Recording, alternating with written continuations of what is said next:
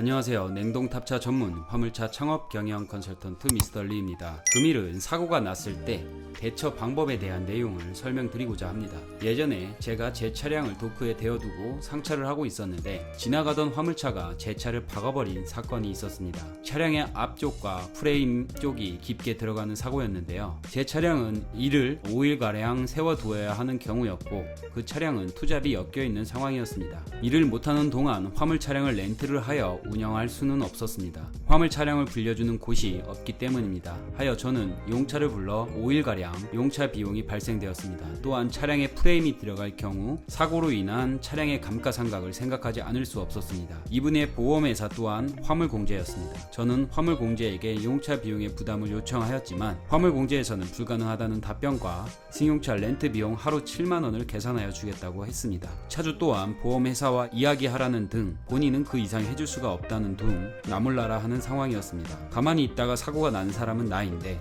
오히려 용차 비용과 차량의 감가상각에 대한 피해까지 받아야 하는 상황에 적지 않게 흥분을 했었던 것 같습니다. 하여 이리저리 알아보다가 손해배상 청구 소송을 진행하게 되었습니다. 1년의 매출을 n분의 1을 하여 1일 계산하여 청구를 할 수 있었고 휴차 비용과 휴업 손해비를 청구를 하여 받아냈습니다. 두 번째의 문제는 차량의 감가상각 문제였습니다. 차량의 프레임까지 먹어서 수리는 되었지만 판매 시 상당한 차량의 감가상각을 겪을 수밖에 없었고 또한 그로 인하여 차량에 이상이 생겨 차량 수리 비용 또한 적지 않은 비용이 예상되었습니다. 이리저리 알아보고 확인하여 보다가 진단평가사를 통한 차량의 중고차 감가상각의 비용까지 받을 수 있는 것을 확인하였습니다. 직접 전화를 하여 보니 진단평가사가 진단을 하여 차량의 감가상각을 평가해주고 서류를 꾸며주는데 들어가는 비용이 40만원 정도가 들어가는 것으로 확인이 되었고 그로 인하여 뼈대 즉 프레임이라고 하는 속 판넬까지 사고가 났을 경우 400만원에서 600만원까지 감가상각에 대한 손해보상을 받을 수 있는 것으로 확인되었습니다. 그제서야 차주분께서는 죄송하다는 말과 수리 비용만을 가지고 협상을 하려고 하였고